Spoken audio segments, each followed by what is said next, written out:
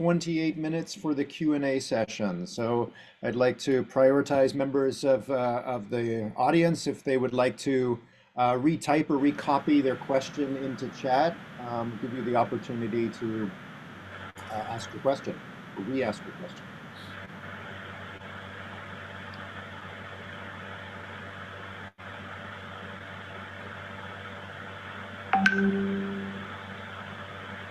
We have 150 people here, but if folks want to raise their hand, we can also invite you to unmute and ask your question directly.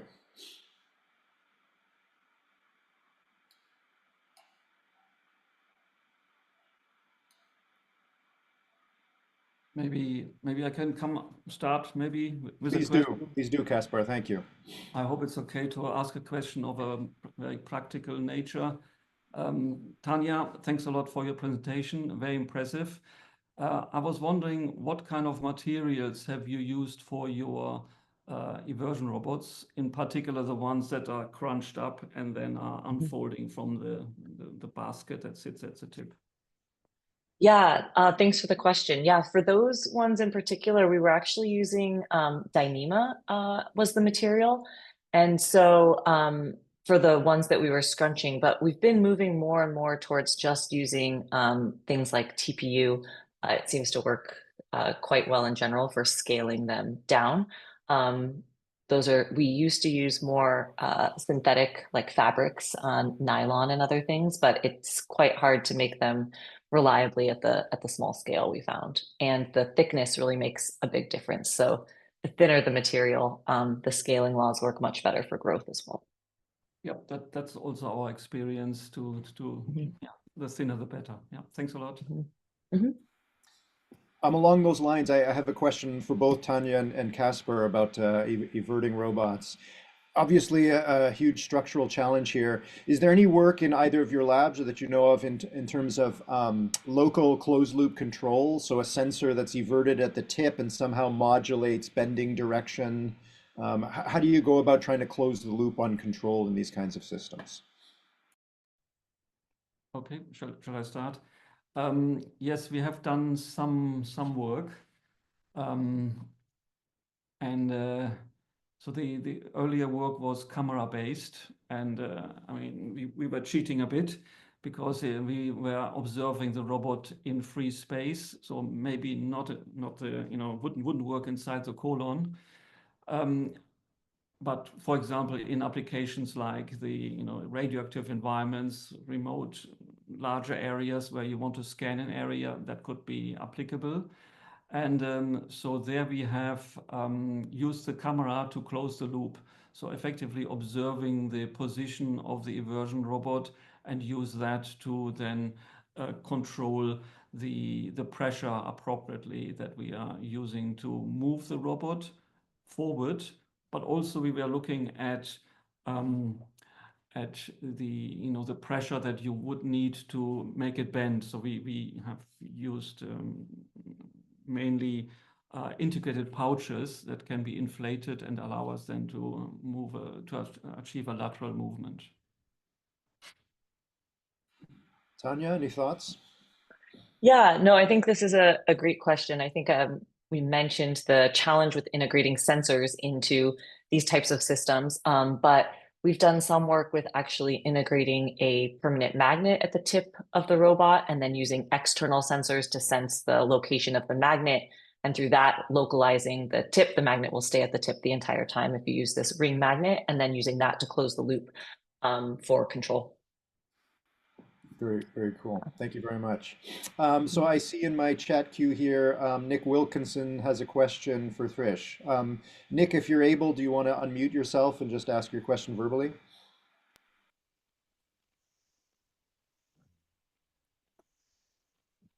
Thank you. Yeah, let me just. Thrish, thank you. That was an awesome talk. And I love this idea of ghost circuits. And now I want to work with them. So I'm wondering, are there like general features of ghost circuits? Might there be principles for ghost circuit design? Yeah. That kind of. Yeah. So the important thing is the building blocks of ghost circuits are dynamic systems on their own.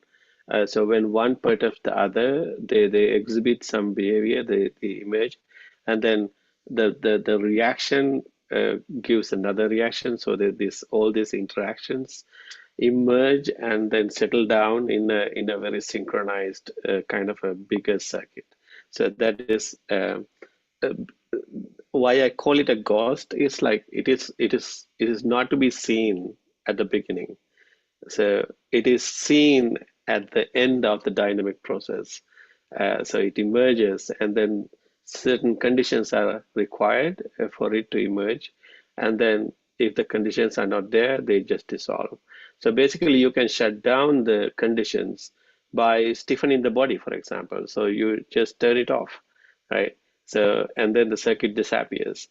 So let's say if the fish is alive, it can actually piggyback on that passive dynamic circuit by actively swimming too, but it is just topping up some energy, not really entirely taking over. So the capsule, for example, it can be activated, it can be motorized, but it is not going to destroy that whole energy harvesting process from the peristaltic waves. So basically, we have to design the morphology of the thing we design, which is, let's say, the capsule, to harness energy from the peristaltic waves as much as possible, and then on top of that, actuate. So without completely taking over the natural dynamics. So then we have to think about system of systems approaches to design. Thank you. Great, thank you. Returning to the topic of everting robots, there's a question in chat from Leona Costi. Do you want to unmute yourself and ask your question, if you're able?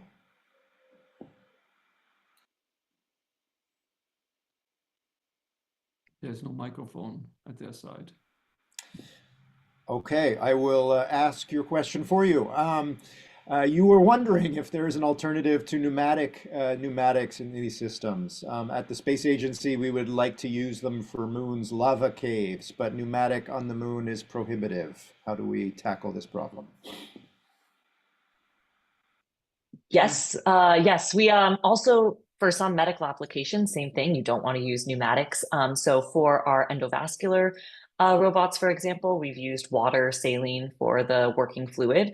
And I think that, yeah, Bill had a question earlier as well about other types of working fluids. And so I mentioned that there's other groups. Christos Bergelis' group also has used a low melting point alloy for the growth, which then allows you to also stiffen the robot as well. So I think, yes, there's different working fluids that can be used besides pneumatics for these various applications.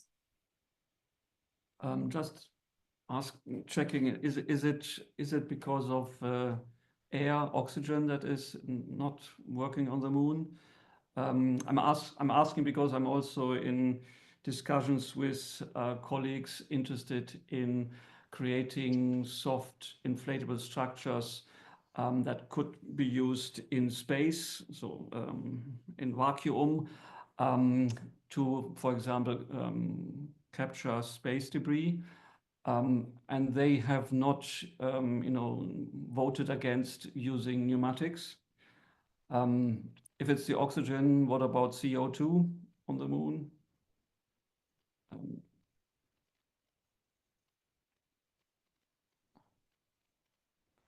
Any leak would be fatal. What do you mean by this? I mean, obviously, if there is a puncture in your structure, the air, would come out. But what do you mean by fatal?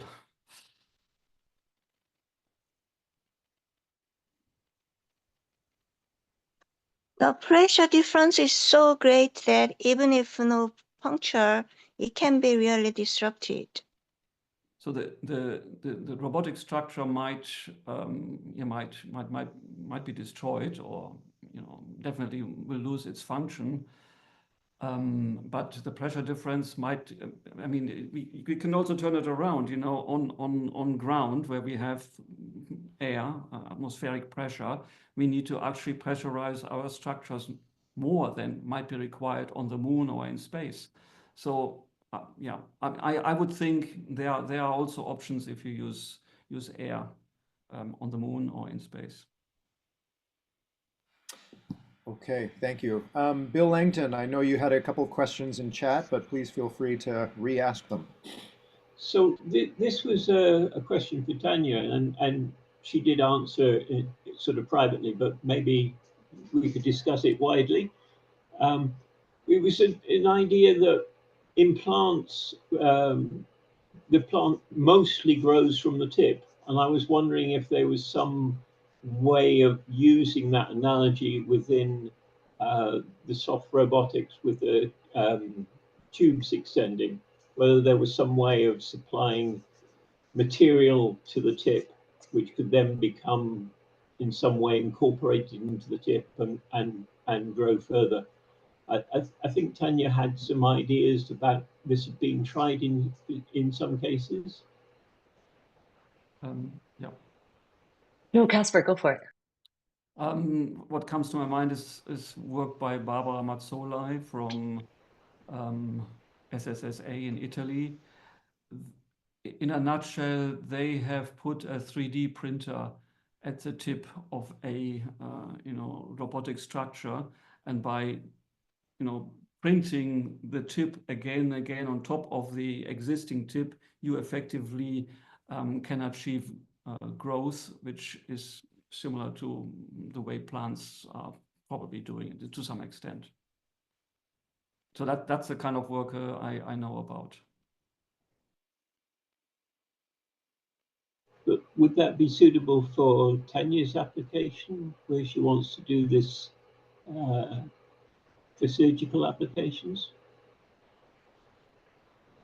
Yeah, that's a good question. I think that these types of robots require, at least in a lot of the designs, having something at the tip of the robot that can do the sort of extrusion, for example, or polymerization, depending on the printing method. So I think maybe depends on the scalability of that mechanism, likely. I think that a lot of the applications right now of these types of robots is maybe more for exploration and kind of these larger scale applications. So probably just depends on the scaling being the main question there. Yeah, but I agree. This is a nice way of using this idea of bioinspiration to grow the body as well. Mm-hmm. Great, thank you. Josie, you had a question about medical systems. Thank you. Yes, I think it was already partly answered, but by I think Kaspar's previous question. But for all these medical considerations, it was actually, I will answer another question, given that Kaspar also already asked that one, about how do we validate soft robotic systems for medical considerations? Is it enough that it's soft? How do we have these guarantees of safety, or from a medical or even regulatory perspective? Does it change the perspective that it's soft, that it's compliant, that it's exploiting kind of embodied intelligence, or does this help or does this hinder?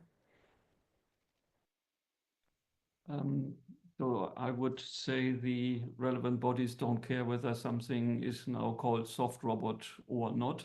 One has to go through the proper certification process.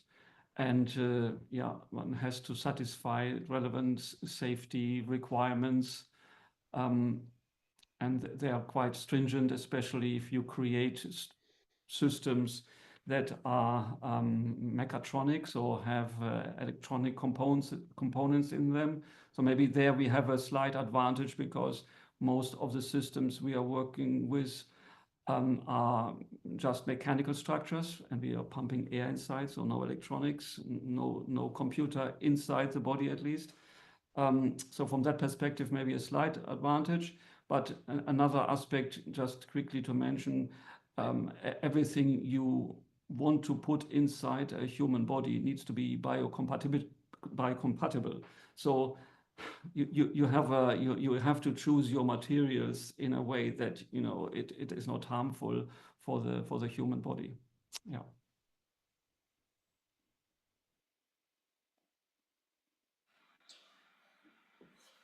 I had a question for Eric Diller, actually. Eric, very fascinating materials you're working with. Have you thought about computationally designing the device so there's sort of a more one-to-one mapping between trying to focus the loci of control on a few or one degree or one of the degrees of freedom? There might be a way to simplify the mapping by doing some computational design. Just a thought. Yeah, some of these are easy to design. A single joint moving, we just want to put the most magnetic material somewhere on that joint. But flexible devices with continuous deformations, it's a really hard design problem. And our intuition about where to put the material and how to magnetize it falls quite short. So there's a lot of opportunity, and those in our field are working on ML powered approach to this problem of optimizing where to put the material and how to orient it, basically. So it's a good problem, a good question. That's the key issue. Yeah. Great, thank you. I'm not seeing any other questions arriving in chat. We do have another opportunity later this afternoon to engage all together in discussion about the talks this morning. So perhaps we'll pause here and give everyone a chance to indulge. Kaspar, I see your hand up. Just a quick one, because I Sure. see Leone Costi has responded again. And indeed, you cannot provide extra air on top of what you take with you to this remote location on the moon. But if people travel, then you need air anyway. If you want to use your thrusters moving through space, you also need air, oxygen to to burn your fuel. So it's not something completely new to take now air to these remote areas. And you could also consider recycling the air. So use the air to grow your robots or pneumatically actuate them, and then retract the air again into containers. As long as everything is fairly airtight, you can operate them for some time. Great, thank you, Kaspar. Okay, I think this concludes this session. Before folks log off, just a reminder, please return at 45 minutes after the hour for our next plenary talk. And I'll also just give an opportunity for any of the conference organizers if there's any logistical notes. Nope, that is perfect. Yep, we'll start again at 45 past. Thank you so much, Josh, and all the speakers. Thanks, everyone. Thank you, Josh.